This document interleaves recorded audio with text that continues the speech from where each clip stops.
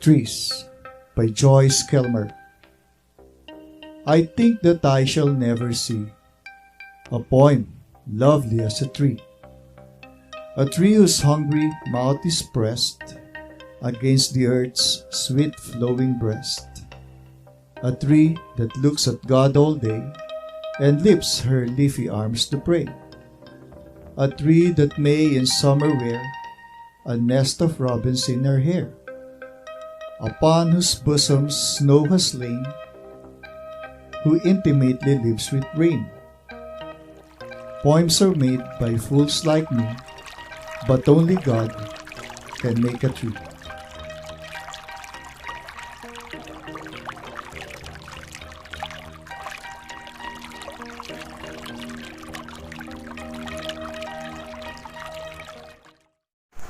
Good morning, Ma'am. I am John Rick R. Morales of the Bachelor of Secondary Education major in English, and third year na po ako. And I am here to present or discuss the assigned topic to me, which is The Trees by Joyce Kilmer. And now, before we go to our observation, interpretation, and reflection about the poem Trees, let's go first discuss the biographical sketch of the author. Who was this Joyce Kilmer? Akala ko, ma'am, nung una, siya po ay babae kasi Joyce.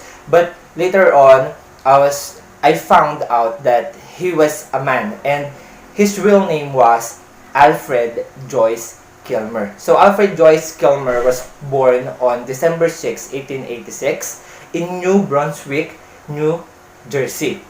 And he died on July 13, 1918. He was an American poet which is known for his well-known and most popular poem, which is The Trees, during 1993. So he was known in his religious faith as Roman Catholic. But now, let's dig more information about this person. Who was really this Joyce Kilmer?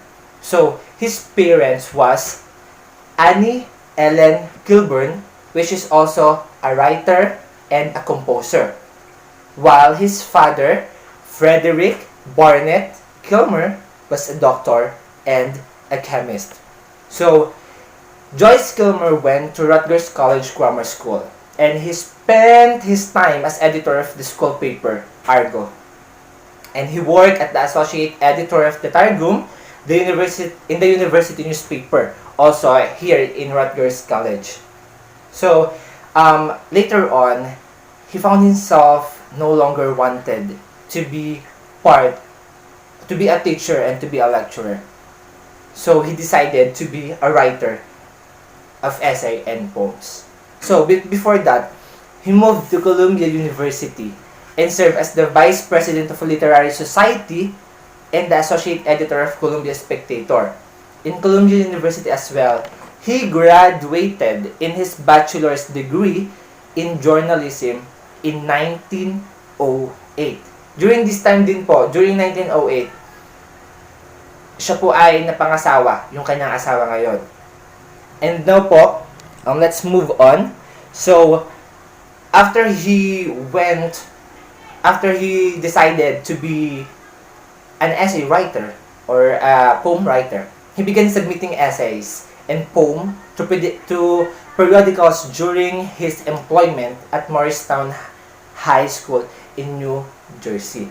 So, he worked with Funk and Wagnalls to prepare an edition of the Standard Dictionary. So, si Funk po, tsaka si Wagnalls was a publisher. So, during also 1909 and 1912, with these two persons, Funk and Wagnalls, he continued to write magazines, articles for publication. Nagsimula pa rin po siyang mag-publish ng mga books kasama ito during 1909 hanggang 1912. So, ang first published book po niya in his poetry collection was The Summer of Love. And this was happened in 1911. So, during yung mga kasama niya po si Funk and Wagnalls during 1909 hanggang 1912, na first publish niya po itong book ng The Summer of Love. And noong 1912 naman po, he began writing for the New York Times magazine or Sunday magazine. And 2 years later, in 1913, after he published his poetry collection, The Summer of Love, in 1911, he published his became most famous, well-known, and most popular poem during that season, which is The Trees. And it was published in Poetry magazine. Also, in 1913, the same year of his publishing of this poem, Kilmer decided to convert in Roman Catholicism. Alam niyo po kung bakit siya nag-decide na magpa-convert in Roman Catholicism. Kasi po, he was inspired, motivated, and encouraged by his own poem. Nung sinusulat niya po ito, parang mas na-realize niya kung ano po yung plano talaga ng Diyos sa buhay niya. And nidi-discuss niya ito, parang na-realize niya kung gaano ka-powerful si God, kung gaano ka-powerful yung Diyos na meron tayo as a Christian. Yung He created heaven and earth, He created everything here in this world, especially all the trees. Kaya na-inspired siya, kaya nagpa-convert siya in Roman Catholicism. And isa pa pong dahilan kung bakit siya nagpa-convert in Roman Catholicism is because of his daughter, Rose. Kasi po, namatay po yung anak niya. Opo. And during naman po ng 1915, he became the poetry editor of current literature. He was also working as a contributing editor at Warner's Library of the World Best Literature. So another po, year 1917, he published his last poetry collection. The Main Street and the Other Poems. The same year, he enlisted in the U.S. Army to serve in World War I. So yung pong huli niyang na-publish na poetry collection niya, yung Main Street and Other Poems po, the same year po, nung siya po ay napasali or mapag-serve po during World War I. But then, serving in the military didn't stop his passion in creating poems. Because, while fighting in the 69 Regiment, he continued to write poems. Kahit po siya ay nakikipaglaban na, kahit po siya ay nasa isang gera, he's still writing, he's still doing his passion, which is writing poems or essays. So, to be more precise po and specific about who really was Alfred Joyce Kilmer, he was a complete package of human being. It's like that. Diyan ko po siya relate. He was a journalist, he was a literary critic, he was an editor, he was a lecturer, and most especially, a soldier. Kung makikita po natin, parang full package na hawak niya na lahat. So, pero, during April of 1918, yung cause of death niya po, and he was transferred pala by request of military intelligence during noong April of 1918. So, cause of death niya po, killed in action. And his senior was found him dead because of, at the age of 31, because killed by the gunshot from a German sniper on July 30, 1918. Nakita po siya nung po siya ay, sobrang dami niyang sumasabak siya sa mga gera. Pero isang araw nag-decide siya na sumabak doon sa matinding labanan. And there, he was killed by a gunshot from German sniper. So the same year when he completed his bachelor's degree in journalism, he married Aline Murray, which is also a poet. And nagkaroon po sila ng 5 children. So, ngayon naman po, let's move on to his poem, which is The Trees. So, ma'am, I've already sent it to you, the short video about the poem. But now, I'm just going to show it to you. Here, The Trees. So, for our observation, it was formed in lyric poem. And it became well-known or most popular work which perceives as the inability of art created by humankind to replicate the beauty achieved by nature. So meaning, it begins to the idea of that humanity is not capable of making something better than what God has made. Yun po yung meaning nitong sinasabi dito, perceives as the inability of art created by humankind. So, actually, the setting talking about in the poem has been claimed by several places and institutions connected to Kilmer's life. Among these are Rutgers University or the University of Notre Dame. But these are just possible locations for the tree Kilmer has in mind. So, but it's just been a speculation about the conception of the piece. It's about whether or not there was one tree the poet had in mind while composing or writing the poem. Maraming speculation about the concept. Kung meron nga bang tree na pinapertain itong si Joyce Kilmer while he's writing this poem. But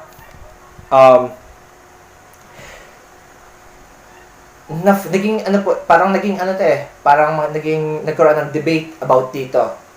Kasi when it was written in 2nd of February 1913 in the family home in Mahwah, New Jersey. So, according to Kilmer's eldest son, Kenton, dito po natin malalaman kung ano po yung parang behind that poem.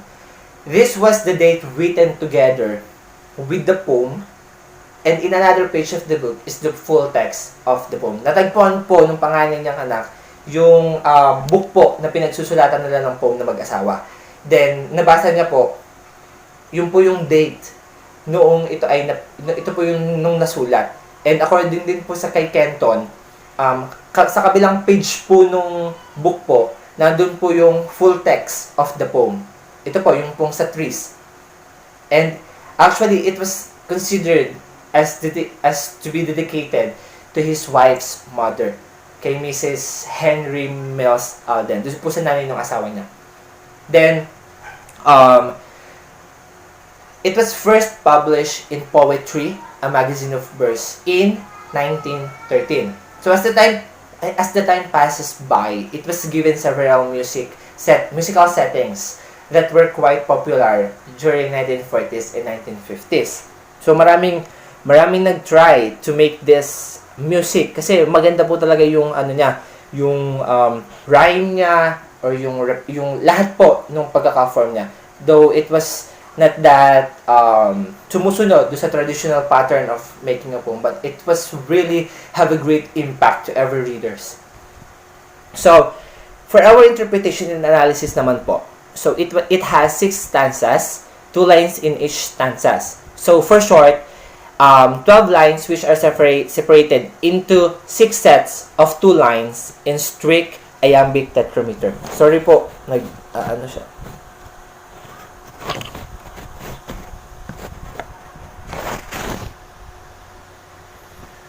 So, all the lines, except one, are written in an iambic tetrameter. But, all but one of the lines has the full 8 syllables of iambic tetrameter, but the 11th line has 7 syllables of iambic foot. Kaya po, hindi po lahat ay magkakatulad yung kanilang syllables. So, let's move on. So, the poem was written in lyric poem. So, it makes the readers brought together the religious view in life and a love for the natural world.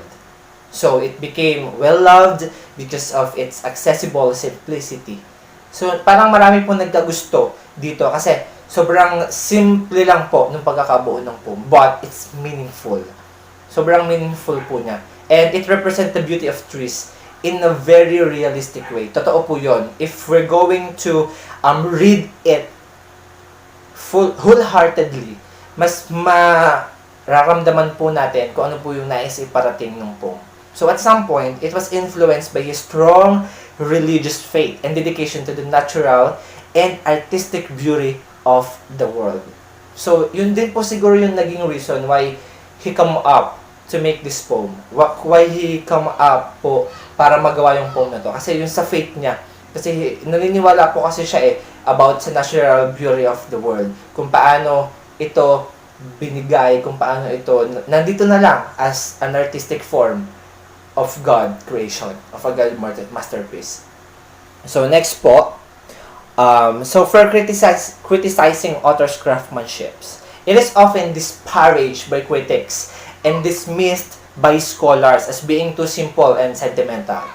And yung writing or form po nung writing or yung form of writing nito pong poem na to was far too traditional form of writing a poem. Sobrang layo niya po sa kung ano po yung tamang parang naging traditional way of writing poem. Yung parang aba-aba, A-B, A-B, A, just like that, A. Parang ito po, sobrang iba po yung form niya na nagawa. Sobrang layo po doon sa traditional way na nakagis na natin lahat. Yun po yung sa criticizing author's craftsmanship. And marami rin po ano dito kasi sobrang dami speculation about the concept of this poem. Kasi maraming tao, maraming bagay, maraming tao na nagdi-discuss about saan to ginawa. Ano yung puno na tinutukoy dito? Ano yung puno na saan puno matatagpuan yung tinutukoy dito sa poem. Parang dun po yung criticizing author's craftsmanship din po eh. So next po is our rhyme scheme. So rhyming couplets rendered AA, BB, CC, DD, EE, and AA. So he has chosen to conform the poem to a consistent rhyme scheme of this. Di ba po? Parang pinili niya yung consistent rhyme. Parang AA, BB, CC, DD, EE, then balik po sa AA. So for deceptive simplicity in rhyme and meter, he utilized an unifying metrical pattern dito po sa poem na to. So for dito po sa poem na to. And para naman po sa tone, light-hearted po siya. Parang kung babasahin po natin siya, parang mararamdaman natin agad yung meaning ng poem. Mas mararamdaman natin yung kung ano yung sinasabi o damdamin nung kanyang nung writer po. Though it was syempre simple lang po eh. Parang diniscuss niya lang what is tree, what is creation or something like that. So parang mas mararamdaman natin yung ganito lang siya. Ganito lang yung way, yung tone ng pagkakasulat niya. It's a light-hearted. Parang sobrang gaan sa puso, sobrang gaan sa pakiramdam. Kasi nandun yung dama nung nagsusulat, yung kanyang ginagawa. Parang sa tone po kasi hindi lang nagbe-base yung tone niya so kung paano niya ito bigkasin, kung paano ito sabihin. It's based on his heart. Kung ano po yung laman ng puso niya while he's writing or composing this poem. Kaya po masasabi ko na it was light-hearted. So for our poetic techniques, there are so many poetic techniques na ginamit po dito. Number 1 is personification. Number 2 is anaphora. And number 3, we have alliteration. Number 4, we have enjambment. And number 5, we have repetition. And number 6, we have anthropomorphic imagery. So let's go first discuss what is personification. The reader should focus on the significant use of personification in the poem. Di ba po? Which refers the tree to a woman relating to the Mother Earth. Dito po, parang mas malaman natin, he was using a personification.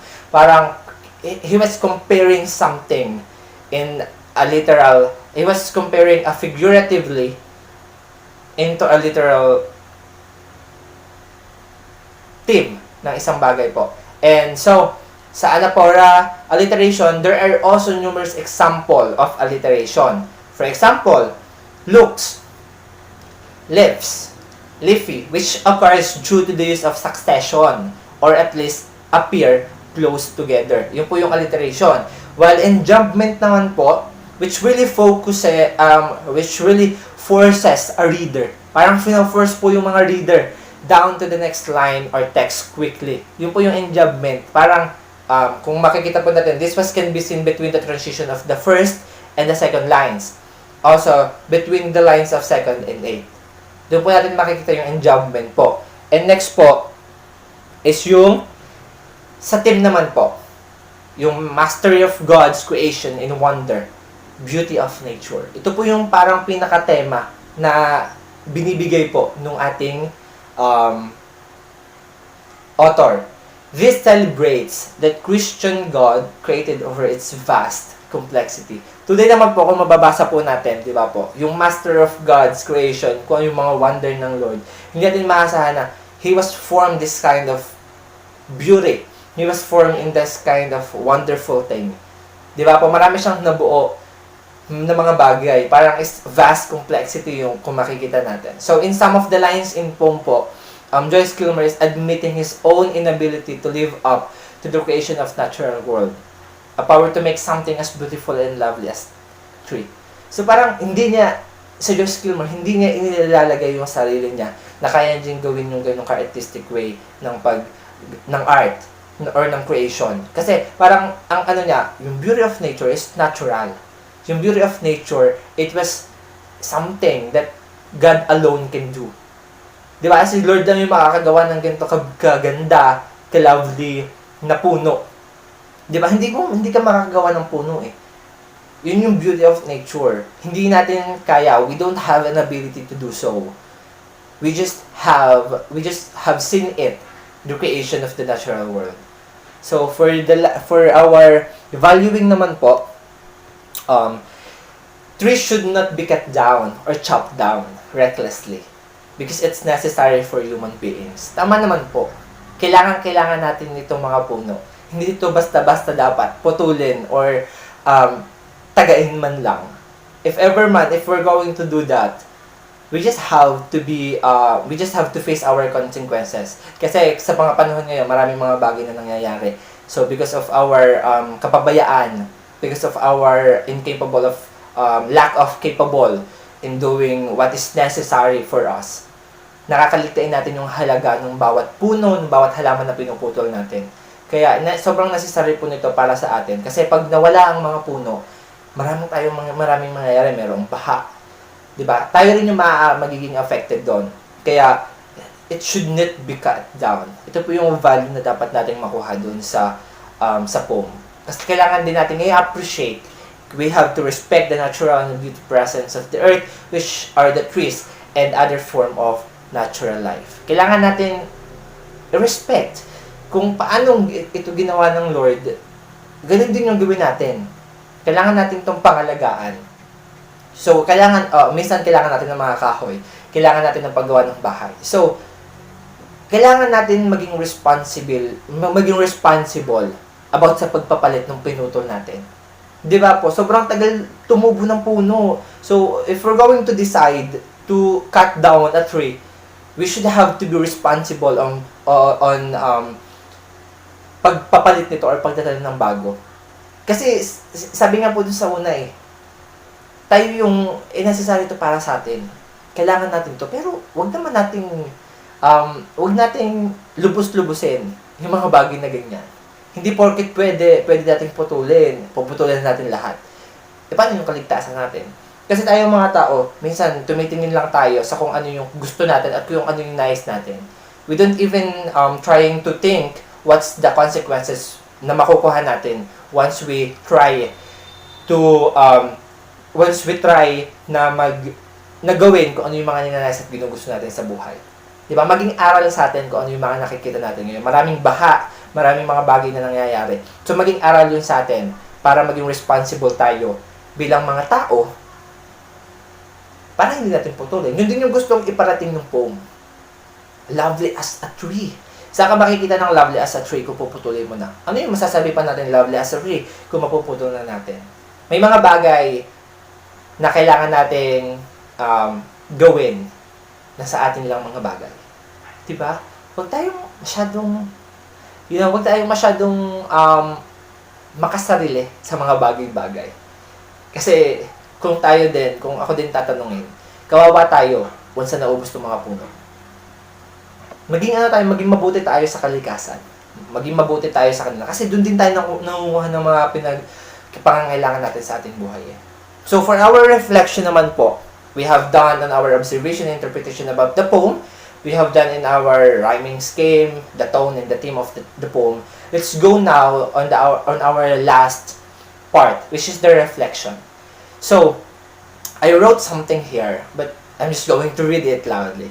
So, there is no poem or even an art will be lovelier most beautiful and wonderful that a humankind can create or made than what already been existed here on earth. There's no such thing as creative or artistic form of art can change the natural and perfect art form of God's masterpiece. So walang essays, walang art na mas maganda sa creation ng Lord. We've existed, we've already, what already been existed here on earth, hindi natin siya pwedeng baguhin. Nag-exist tayo sa mundong ito, meron ng puno, meron ng mga meron ng mga kalikasan. So, walang ibang gaganda pa doon. Kung sabihin man natin na lahat ng mga artist, lahat ng mga painters, lahat ng mga pintor, sabihin na natin, sobrang gaganda, sobrang artistic nila, sobrang gaganda ng mga ginagawa nilang arts. But there's no form or even an art will be lovelier or more beautiful and wonderful that a humankind can create or made than what already been existed here on earth. Wala na yun. Mas maganda ang creation ng Lord kung tutuusin. Tsaka there's no such thing as creative or artistic form of art can change the natural and perfect art form. Wala. Wala kahit isa. O sabihin natin maganda. It's a natural talent na binigay ng Lord para sa mga tao. Pero yung perfect masterpiece na ginawa ng Lord, walang makakatalo doon. Kahit pa yung magagaling na mga pintor, magagaling na mga sculptor, or sorry for I don't really think that I didn't really know kung ano yung tama eh. So mga sculptor, sa mga mang-uukit, yan. So diyan po tayo. Yung sabihin magaganda, sobrang talented nila.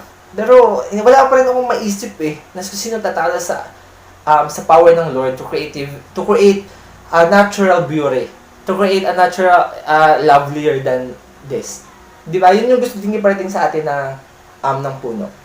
Maging mag-reflect to sa atin as a human being na walang makakatalo sa artistic beauty na ginagawa ng Lord or artistic masterpiece na ginagawa ng Lord para sa buhay natin. Lalo sa mga puno, yan, sa environment, sa mga ibon, sa lahat na nakikita natin kagandahan, mga falls, mga ilog, mga dagat. 'Di ba? Sobrang ganda ng art na ginawa ng Lord sa mga bagay na 'to. Paglubog pa lang ng araw, 'di ba? Sobrang ganda ng sunset. Minsan nagkakatagpo ang iba't ibang kulay.